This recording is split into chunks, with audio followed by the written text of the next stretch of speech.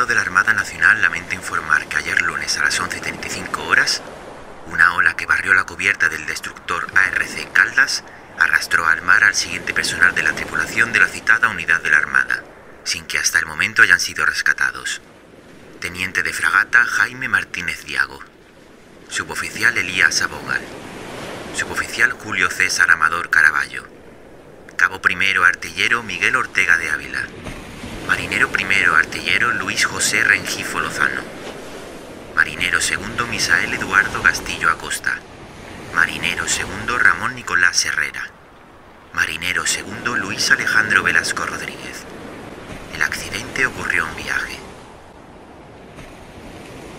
Estas líneas publicadas en el periódico colombiano El Espectador constituyen la versión oficial que la Armada Nacional de Colombia realizó sobre el suceso acontecido el 28 de febrero de 1955. Con ello se confirmaba la noticia de la desaparición de varios miembros del personal de la Armada de Colombia. El paso de los días no guardaba ninguna esperanza al éxito del rescate de aquellos hombres, y tras 4 días desistió la búsqueda.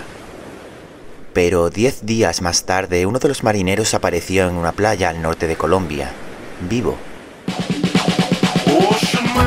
Se trataba de Luis Alejandro Velasco Rodríguez, un joven de 20 años. Su aspecto era el de un moribundo. A lo largo de su travesía en balsa logró sobrevivir sin apenas comer alimento ni beber agua. Tras ser encontrado y recibir asistencia, su caso se hizo conocido por todo el país. Luis Alejandro Velasco fue condecorado por su perseverancia en el naufragio. Su presencia en radio y televisión fue constante. Todo el mundo recibía al náufrago con la posición de héroe que sus circunstancias adversas le otorgaron por opinión popular. Y él, acorde a la necesidad del pueblo, no dudó en exponer su figura e historia a lo que le pidiesen. Una empresa le propuso patrocinar sus relojes. Otra le contrató para ser la imagen de su marca de zapatos. Y al mes, la gente se había cansado de él. Es aquí donde el náufrago se cruza con la figura responsable del análisis que vamos a mostrar a continuación, Gabriel García Márquez. El escritor colombiano, por aquel entonces periodista, ya había publicado otros artículos para El Espectador hablando del hallazgo del superviviente.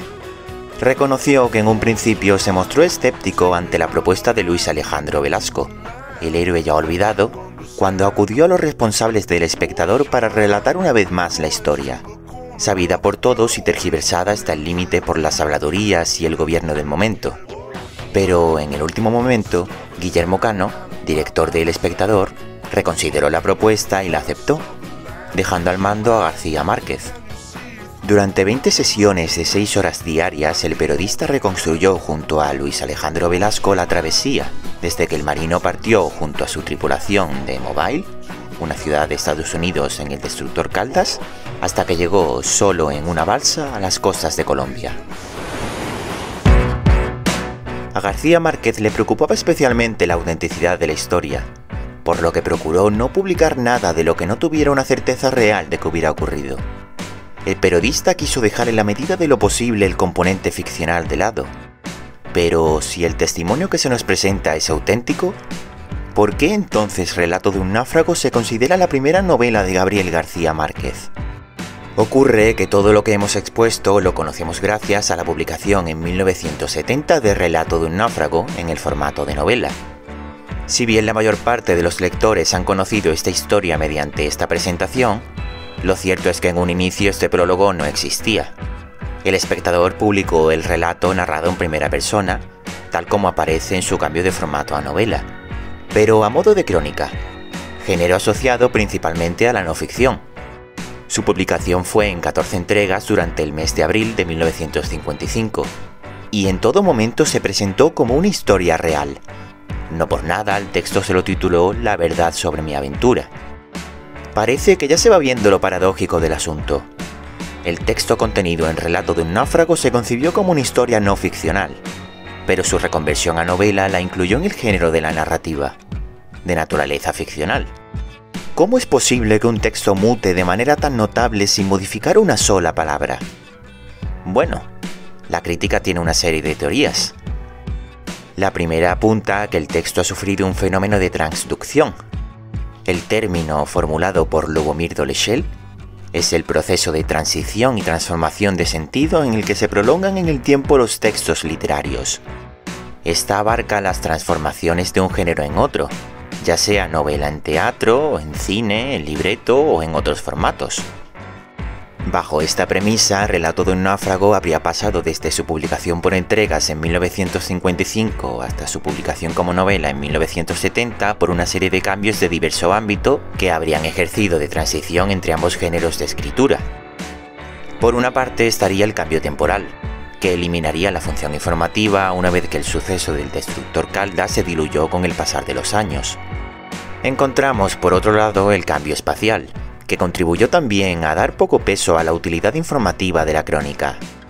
Por último estaría el cambio contextual, que quedaría plasmado una vez que el texto fue publicado en formato de libro con el nombre del autor real, pues en un inicio la crónica se publicó bajo la firma del mismo Luis Alejandro Velasco.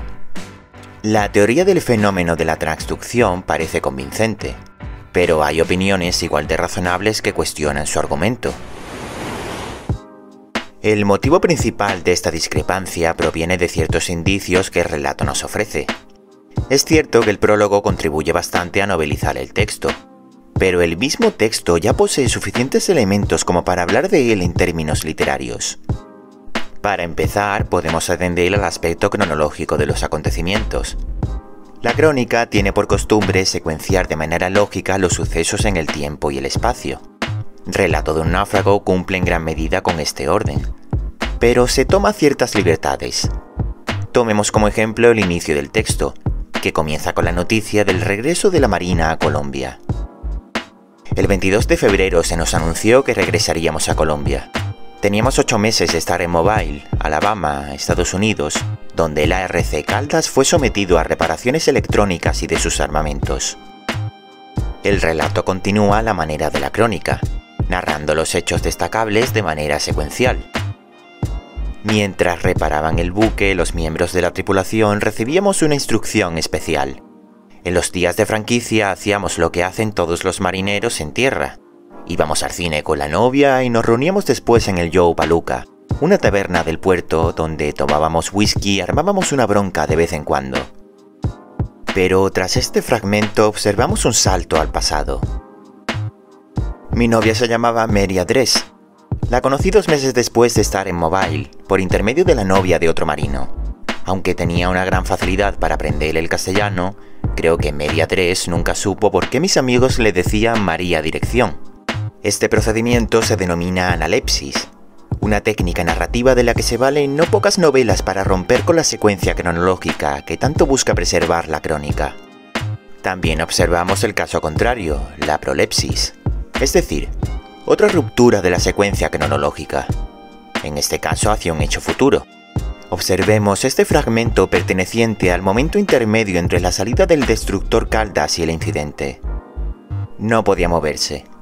Cuando oyó la orden había tratado de levantarse, pero había caído nuevamente en su litera, vencido por el mareo y el agotamiento. Lo ayudé a incorporarse y lo coloqué en su litera de babor. Con la voz apagada me dijo que se sentía muy mal. «Vamos a conseguir que no hagas la guardia», le dije. Puede parecer un mal chiste, pero si Miguel Ortega se hubiera quedado en su litera, ahora no estaría muerto. A este aspecto se podría argumentar que la presencia de analepsis o prolepsis no es suficiente para confirmar el aspecto literario del relato de un náufrago. Al fin y al cabo, en nuestro día a día empleamos procedimientos similares cuando queremos contar un suceso a otras personas.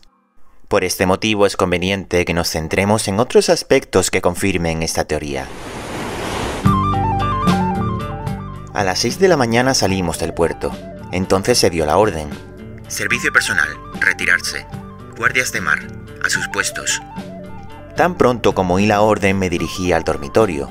Debajo de mi litera, sentado, estaba Luis Rengifo, frotándose los ojos para acabar de despertar. Si atendemos a este fragmento, observaremos que se adapta al estilo de una crónica convencional, dada la ausencia de lenguaje poético o metafórico. Sin embargo, en este otro fragmento, situado después del incidente, la narración cambia notablemente. De pronto el cielo se puso rojo, y yo seguía escrutando el horizonte. Luego se puso color de violetas oscuras, y yo seguía mirando. A un lado de la balsa, como un diamante amarillo en el cielo color vino, fija y cuadrada, apareció la primera estrella. Fue como una señal. Inmediatamente después, la noche apretada y densa se derrumbó sobre el mar. El cielo de color de violetas oscuras, que luego pasa a ser color vino. La estrella fija y cuadrada como un diamante amarillo. La noche densa que se derrumba contra el mar.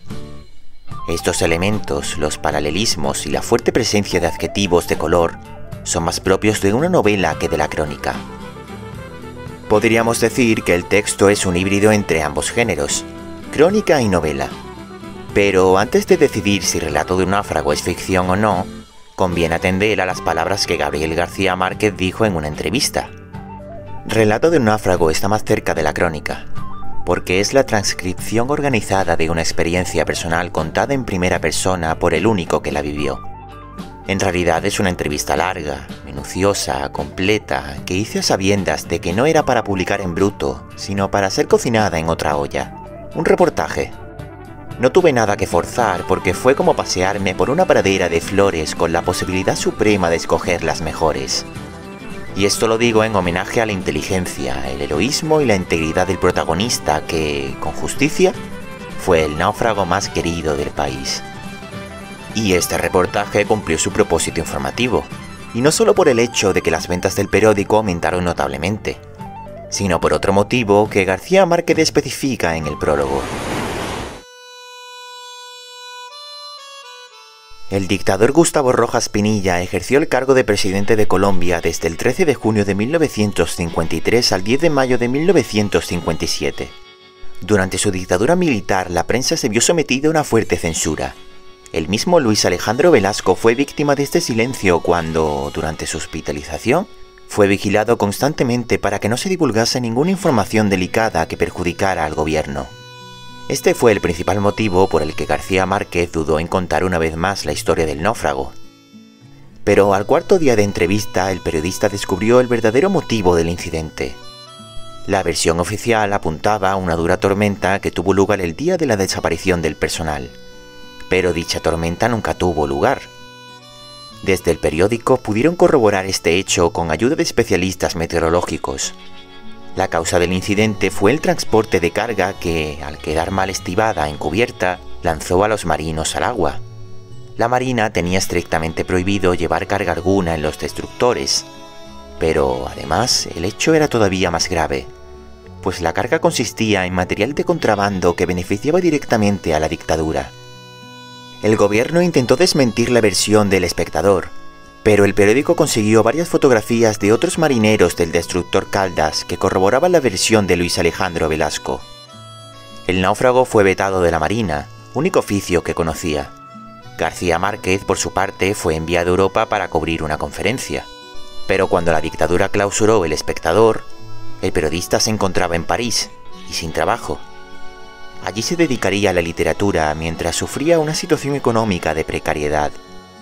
Pero de todo este asunto nos quedó un relato que, tanto por su factor como hecho verídico como novelesco, mantiene esa fuerza que atrajo a los lectores del Espectador en 1955. Mario Vargas Llosa dijo lo siguiente al respecto de la obra. Relato de un náufrago es un ligero pero excelente relato de aventuras, fraguado con un dominio maestro de todos los secretos del género. Objetividad, acción incesante, toques hábilmente alternados de dramatismo, suspenso y humor.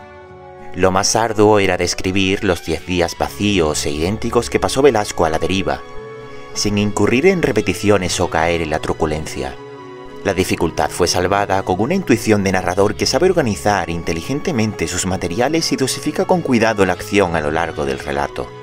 Todo es verosímil y conmovedor, sin ser nunca patético ni demagógico, por la eficacia del lenguaje que, aunque esencialmente informativo, tiene una limpieza y seguridad que delatan en su autor más aptitudes de narrador que de reportero.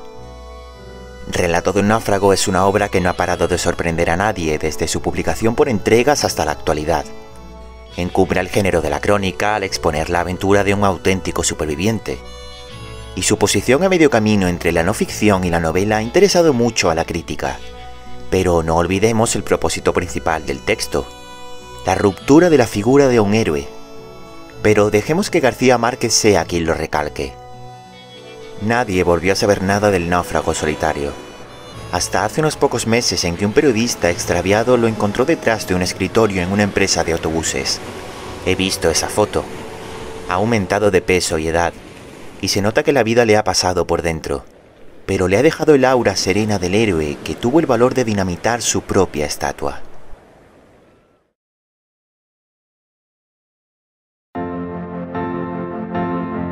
Gracias por visitar nuestro contenido. Demiurgo es un espacio en el que buscamos compartir lo mejor de las letras hispánicas. Te invitamos a seguir visitando nuestro contenido y estar al tanto de próximos trabajos. Para ello puedes suscribirte a nuestro canal de YouTube, seguirnos a través de nuestras redes sociales y ofrecer tu opinión en la sección de comentarios. Queremos ofrecer nuevo contenido que pueda serviros de entretenimiento, así que no dudéis en compartirnos todas vuestras sugerencias.